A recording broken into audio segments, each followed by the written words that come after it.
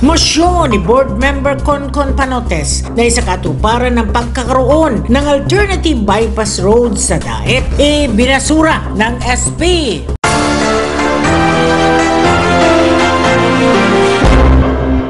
Ibinasura ng Sangguniang Panlalawigan ang mosyon ni Board Member Concon Panotes na ipasa ang resolusyon na humihimok sa DPWH District Office na isa katuparan ang pagkakaroon ng alternative bypass road na Daang Maharlika, Daet, Mercedes Road Link Project. Para sa detalye ng balitang yan, narito muli si Edna Pardo Perpetua. Nais kasi ni Panotes na gugulin ang 100 milyong pondo na para sana sa panukalang flyover sa bayan ng Daet sa naturang alternatibong daan. Sa kanyang privilege speech, inisa-isa ni Panotes sa mga rason kung bakit dapat ibasura ang flyover project at sa halip ay magkaroon muna ng alternative bypass road. 100 milyong flyover project sa sentro ng Daet, ibasura.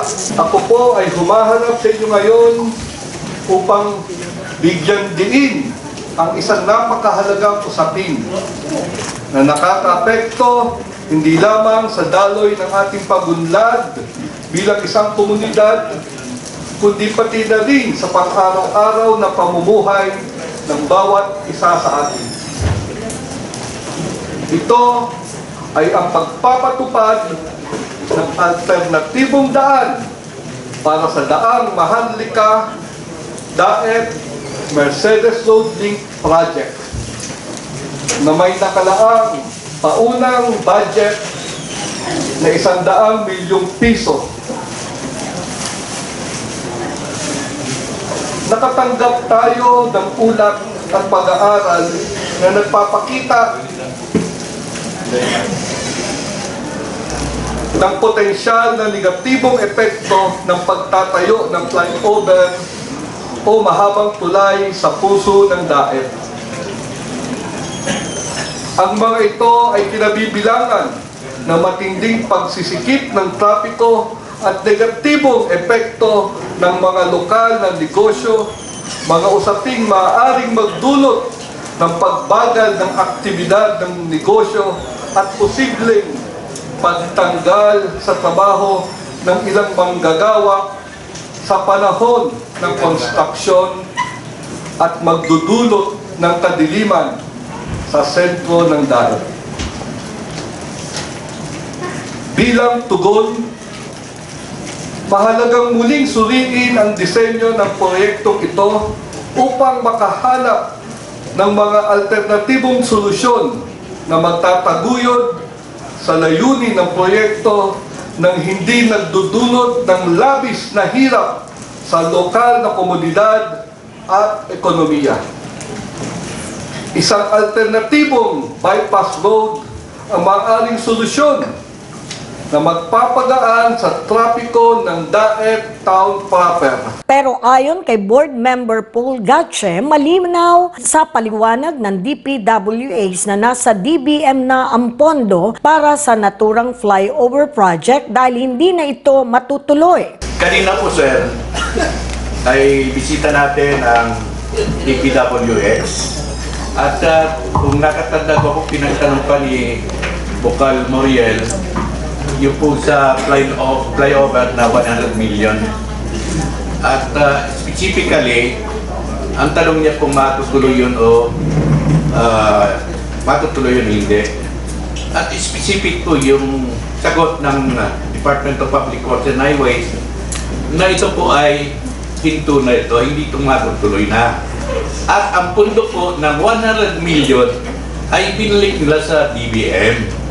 Kaya po yung pundong yun ng 100 million para po sa flyover na yun ay binalik nila, binalik nila sa DBM. Gayunman, ipinagpilitan ni Panotes na nasa listahan pa rin ng GAA ang pondo kaya't kailangan anya ng formalidad na humihiling ang SP ng alternatibong bypass road. Ito po ay datos na nakuha ko, ay datos na GAA na nasa listahan ng GAA noong January 2024. Yung sinasabi po niya November, sa akin po noong January, nasa GAA pa po ang 100 milyon. Ang kailangan po natin ay formalidad na tayo ay humihiling sa kanila ng alternatibong bypass road at huwag na silang magkakamali muli na ang susunod dapat ito'y kanilang suriin, pag-aralan at magkonsulta muna bago maglagay ng napakalaking pondo na magiging source ng korupsyon dito sa lalawigan ng Camarines Norte. Bakit ganon? Kaya tayo, ang gusto po natin, ito po ay ibasura na, tuldukan na, at tayo mismo maghihiling, tayo ang tatanggap kung ano ang kasulatan ng DPWH na black and white, hindi yung sinabi lang kanina, dahil sabi kanina noong November, ito nakuha ko po, ito ay January. Nasa GAA pa po yan. Sagot ni Gatche, mag-request na lang ng bago para sa bypass road pero huwag gamitin ang pondo para sa flyover. So pag parang kunin mo po yung pundong yun, ay di ma-request na naman tayo ng panibago. Pero do not use yung pondo ng pondo ng flyover. Iba po yan. Yung flyover po ay pag sabi nilang tinundo ka na, hindi na matutuloy. At yung pundong yun ay binalik sa DBM. Now, another one, kung tayo po... Tama po kayo, talagang hindi naman natin hindi ho natin hinihiling yung ibalik yung pondo, kundi tayo humikahilingan ng alternatibo kung anong alternatibo na proyekto na papakinabangan ng taga-DAET na sinasabi nilang DAET Mercedes Road Link. Yan na nga po ang ibig kong sabihin. Kaya maliwanag po, intindihin nyo po. Intindihin nyo po, basahin nyo po. At lahat po na sinasabi nyo, inaandyan. Maliwanag po yan. Kaya nga po, dapat nasa malas po. Another request po, wag na po natin gamitin yung bypass road na yan. Kasi wag na po natin gamitin yung flyover na yan. Kasi inundo ka na nga yan. So kung tayo po ay hihingi, maghingi na lang tayo ng pundo para po doon sa bypass road na pinagsasabi nyo. Ang sabi ko nga po, ito kung hindi nyo po naintindihan, ang sinasabi ko po ay wag na nilang ulitin yung paggagawa ng isang proyekto na hindi nila pinag-aralan. Mr. Chairman, ayun po, pag-aralan nila, pinagalitan pa yung DPWH. ay okay lang naman po yun kasi ito na po pagkakataon natin, panahon na to. Kailan pa natin pagagalitan? Mr. Chairman, ngayon. Dahil sa objection kung kaya't nagkaroon ng division of the House sa botong 6 kontra 4, nagwagi ang objeksyon. Dahilan upang maibasura ang mosyon ni Panotes. So there is an objection.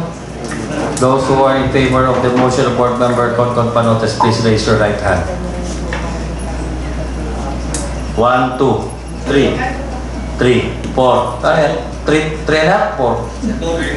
Nasaan? Wala man ko nakikita. Complaint. Gawa ng PLD. 1, 2, 3, 4. 4. Those who are not in favor, please raise your right hand. 1, 2, 3, 4, 5, 6. 6. So the objection for the resolution is with a vote of 6-4. The objection wins for this. Oh yes, the motion is lost. Para sa CNTV News, Edna Pardo Perpetua.